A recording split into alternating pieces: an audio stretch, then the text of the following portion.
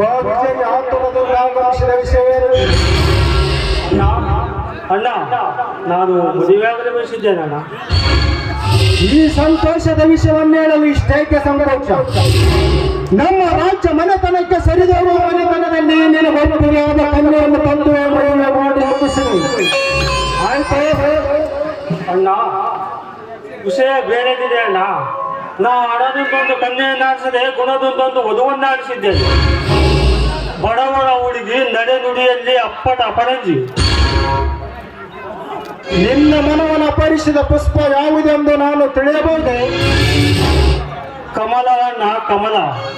ಬಡವರೆಂಬ ಕೆಸರಿನಲ್ಲಿ ಹುಟ್ಟಿ ಬೆಳೆದರು. ತನ್ನ ಸೌಂದರ್ಯದಿಂದ ಶ್ರೀಮಂತರ ಮನ ಒರೆಸಿದ ಕಮಲ. ಆ ಬ್ರಹ್ಮ ಸರಸ್ವತಿಗೆ ವಾಸ ಮಾಡಲು ಅನುಮತಿ ಇಟ್ಟ ಕಮಲ. ವಿಜಯ್, ನಿನ್ನ ಮಾತನಾಡ್ತ ನನ್ನ ಬಾಲ್ಯ ಸ್ನೇಹಿತ ಚಂದ್ರಣ್ಣನ ತಂಗಿ ಕಮಲ. ನಿನ್ನ ಬಾಲ್ಯ ಸ್ನೇಹಿತ ರಘುವಿನ ಸಹೋದರಿ ಕಮಲ.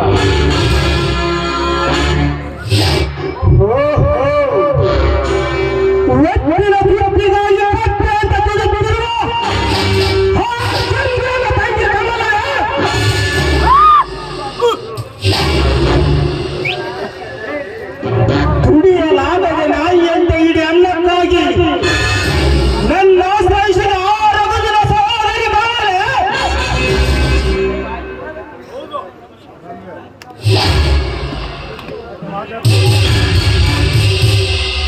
ಹೌದಣ್ಣ, ಲಕ್ಷ್ಮಿಯಿಂದ ವಂಚಿತರಾಗಿ ಬಡವರೆಂಬ ಒಂದು ಕಾರಣದ ಕೆಸರಿನಲ್ಲಿ ಸಿಕ್ಕು ಹೊರಬರಲೊದ್ದಾಡುತ್ತಿರುವ ಚಿನ್ನದ ಕಮಲ.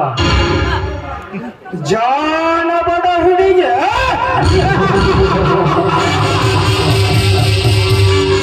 ಚಿನ್ನದ ಮೀನಿಗೆ ಮೋಹದ ಗಾಣ.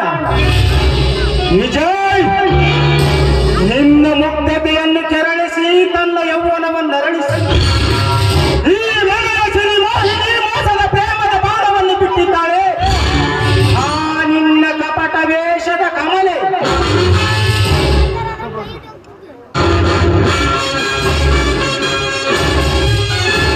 ಎಂಥ ಹುಚ್ಚು ವಿಚಾರಗಳಿಗೆ ತಲೆ ಕೊಡುವುದು ಬಿಟ್ಟು ಬಿಡು. ನಿನಗನುರೂಪವಾದ ಕನ್ಯರು ಒಳ್ಳೆಯ ಮನೆತನದಲ್ಲಿ ನೋಡೋಣ, ಆಯ್ತೆ? ಇಲ್ಲಣ್ಣ, ಸರ್ವ ವಿಧದಲ್ಲೂ ಅಕ್ಕ ಸಾಲಿಗಿನಂತೆ ಪರಿಚಯ ಪುಟ ತಿಕ್ಕಿದರು. ಕಲ್ಮಶವಿಲ್ಲದೆ ಬೆಳಗಿದ ಚಿಕ್ಕ ಚೊಕ್ಕ ಚಿನ್ನವದು. ಚಿನ್ನ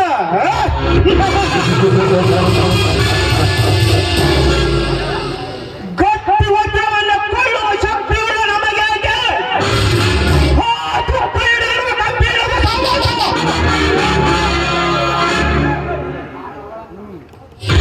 ನಾನು ಅವರನ್ನು ಮನಸಾರ ಮೆಚ್ಚಿ ನನ್ನ ಮನದಾಗರದ ಜಡಿಗಳು ಮಾತು ಕೊಟ್ಟಾಗಿದೆ. ಈ ಕುಬೇರನ ಆಗರದಲ್ಲಿ ಅಡಿ ಹಿಡಿಯುವ ಯೋಗ್ಯತೆ ಆ ಧನಾಧಿಕಾರಿಗಳಿಗೆ ಒಂದೊಂದಷ್ಟು ಸಾಧನ ಇದೆ. ಇರದಿರಬಹುದು, ಆದರೂ ಮಾತು ಕೊಟ್ಟಾಗಿದೆ, ತಪ್ಪಲಿಷ್ಟವಿಲ್ಲ. ಕೊಟ್ಟ ಮಾತನ್ನು ನಡೆಸಿಕೊಡಲು ನೀನೇನು ರಾಜ್ಯ ಬಿಟ್ಟದ ಸತ್ಯ ಹರಿಶ್ಚಂದ್ರನೇ? ಬುದ್ಧಿ ಮಂದವಾಗಿ ಮಾತು ಕೊಟ್ಟಿರಬಹುದು. ಅಷ್ಟ ಮಾತ್ರಕ್ಕೆ ಅವಳನ್ನು ಮದುವೆಯಾಗಬೇಕಾದ ಕಾನೂನು ಕಟ್ಟಡ ಏನಾದರೂ ಇದೆಯೇ? ವಿಜಯ್, ನಿಜವಾಗಿಯೂ ನೀನೇ ಯೋಚಿಸಿ ಹೇಳು. ನಮ್ಮ ರಾಜ ತಕ್ಕಂತೆ ನಡೆದುಕೊಳ್ಳುವ ನೈಪುಣ್ಯತೆ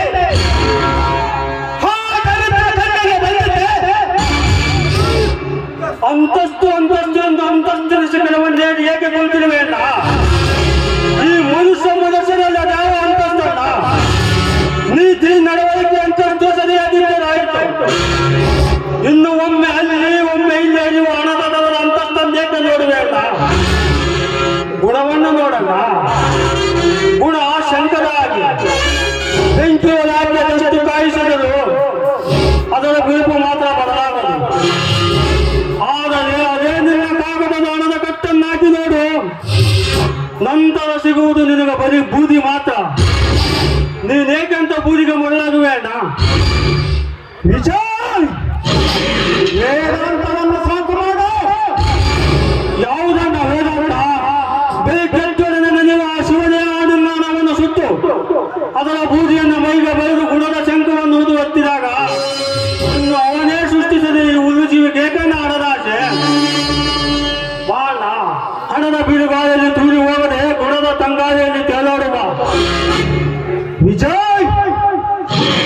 ಬಿಟ್ಟು ಕೆಟ್ಟದಾಗಿ ಬೆಟ್ಟದೆತ್ತರ ಬೆಳೆದರು. ತಮ್ಮ ನಮ್ಮ ಮಮತೆಯಿಂದ ತಡೆ ಹಿಡಿದು ಕೊನೆದಾಗಿ ಹೇಳುವೆ ಕೇಳು. ನನಗೀ ಸಂಬಂಧ ತಿಲ ಮಾತ್ರ ಇಷ್ಟವಿಲ್ಲ. ಒಂದು ಕಾಲಕ್ಕೆ ಈ ನಾಡನ್ನು ಆಳಿದ ನಾವು ಒಬ್ಬ ಭಿಕಾರಿಯೊಂದಿಗೆ ಬೀಗತನ ಮಾಡಿ ಈ ಸಮಾಜದ ನಗೆ ಪಾಟಲಿಗೆ ನಾವು ಈಡಾಗಲಿಚ್ಛಿಸುವುದಿಲ್ಲ. ನಿಮ್ಮ ಆಟವನ್ನು ಬಿಟ್ಟು ನೀವು ಅನ್ನುವುದಾದರೆ ಕಮಲೆಯ ಸೌಂದರ್ಯದ 1000 ಪಟ್ಟು ಹೆಚ್ಚಿನ ಸುಂದರ ಸುಕುಮಾರಿಯರನ್ನು ತಂದು ಮದುವೆ ಮಾಡಿಸುವೆ. ವಿಚಾರಿಸು. ಆಗಲಣ್ಣ, ನಮ್ಮಣ್ಣನಿಗೆ ಈ ಅಂತಸ್ತಿನ ಹುಚ್ಚು ಅತಿ ಹೆಚ್ಚಾಗಿದೆ. ಈ ವೇಳೆಯಲ್ಲಿ ವಿಚಾರಣೆ ಹೆಚ್ಚಿಸಿ ಘರ್ಷಣೆಗೆ ಅವಕಾಶ ಮಾಡಿಕೊಡುವುದು ಬೇಡ. ಸಮಯ ನೋಡಿ ಇನ್ನೊಮ್ಮೆ ವಿಚಾರಿಸಲಾಯಿತು. ಆಗಲಣ್ಣ, ನಾನು ಹೇಳಿದ್ದನ್ನು ನೀನು ವಿಚಾರಿಸು, ನೀನು ಹೇಳಿದ್ದನ್ನು ನಾನು ವಿಚಾರಿಸು. ನಾ ಬರದೆ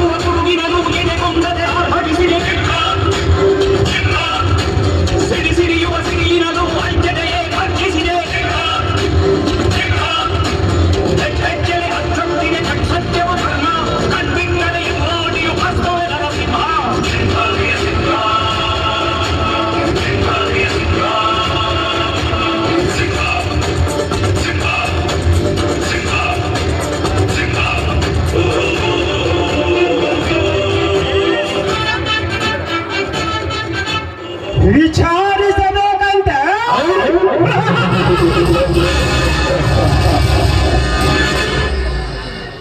ನಾಗರಾಜನ ವಿಚಾರ ಬದಲಾಗಬೇಕಾದರೆ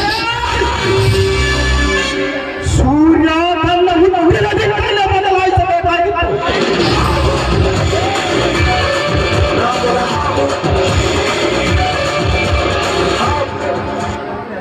ಬಡ ಭಿಕಾರಿಗಳು ದುಡಿಯದ ಪ್ರೇಮದ ನಾಟಕವಾಡಿ ಹಣ ಗಳಿಸುವ ಮಾರ್ಗ ಹುಡುಕುತ್ತಿದ್ದಾರೆ.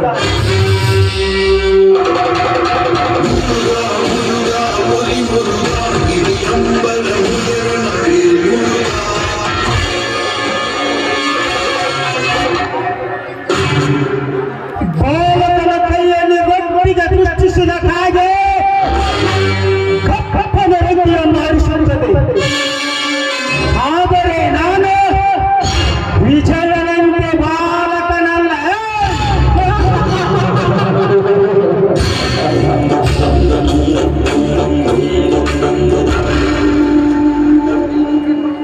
ರೊಟ್ಟಿಗಾಗಿ ಕಾಗೆ ಸಕ್ಕನೆ ಹಾರುವ ಮೊದಲು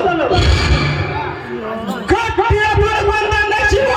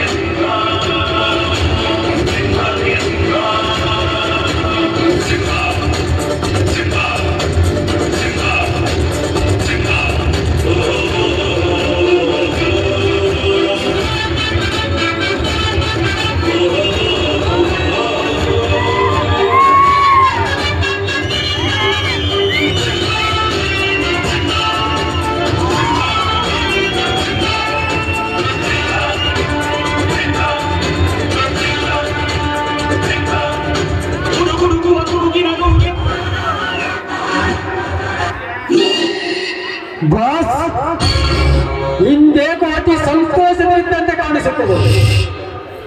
ವಿಘ್ನಗಳೆದುರಾದರೂ ಪರಿಹಾರಗಳು ಕೂಡ ಸುಲಭವಾಗಿ ಸಿಗುತ್ತಿರುವಾಗ ಸಂತೋಷವಾಗುವುದು ಸ್ವಾಭಾವಿಕವಲ್ಲವೇ? ಇರಲಿ, ಈ ನಮ್ಮ ಹೊಸ ಅತಿಥಿಗಳಿಗೆ ನಮ್ಮ ಮಂದಿರವನ್ನು ತೋರಿಸಿದೆಯಾ? ನೋಡಿದೆ ನಾಗರಾಜ್, ಅರಮನೆಯಲ್ಲಿಯದಾದರೂ ಹೊಸದರನ್ನು ಮೀರಿಸುವಂತಿದೆ.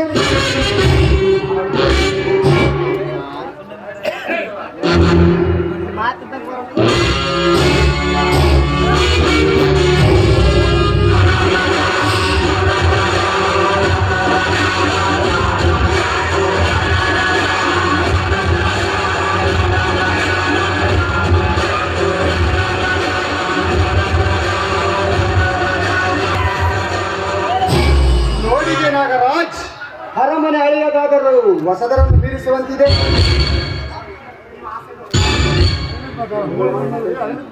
ನೋಡಿ, ಇವಳೆ ಲಾವಣ್ಯಳನ್ನು. ಗೆಳತಿಯೋ ಸಹೋದರಿಯೋ ಅದನ್ನು ನಾನು ಅರಿಯಲಿಚ್ಛಿಸುವುದಿಲ್ಲ. ಒಟ್ಟಾರೆ ನನ್ನಲ್ಲಿ ನಂಬಿಕೆ ಎಂದಿದ್ದರೆ ನಿಮ್ಮನ್ನು ಸಾಯುವವರೆಗೂ ಸಾಕುವವನೇ ನನ್ನದು. ಉಂಡ ಮನೆಗೆರೆದ ಬಗೆಯುವ ದ್ರೋಹಿ ನಾನಲ್ಲ. ಈ ಚಾಣಕ್ಯ ಸ್ನೇಹಕ್ಕಾಗಿ ಯಾವತ್ತೂ ಸಿದ್ಧ. ನಿಮ್ಮೊಂದಿಗಿನ ಸ್ನೇಹ ಬಂಧನ ನನಗೆ ಸಂತೋಷವನ್ನುಂಟು ಮಾಡಿದೆ. ರಘು, ನೀನು ಈ ವಜ್ರವನ್ನು ಮಾರಿ ಬಂದ ಹಣವನ್ನು ಎಚ್ಚರಿಕೆಯಿಂದ ತೆಗೆದುಕೊಂಡು ಬಾ. ಸರಿ ಬಾಸ್, ನಾನು ಈಗಲೇ ಹೊರಡುವೆ.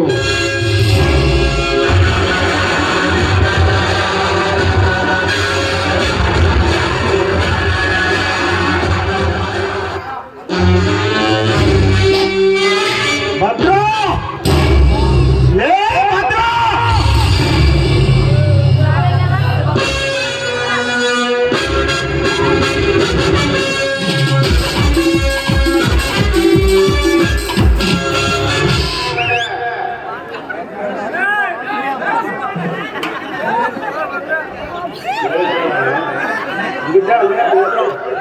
ಹೇಳಿದ್ರೆ ನಮ್ಮ ರಘುವಿನ ತಮ್ಮನ ಹೆಸರಾದ ಚಂದ್ರಣ್ಣನಿಗೆ ಅವರ ಅಣ್ಣನನ್ನು ಕರೆದುಕೊಂಡು ಬಾ.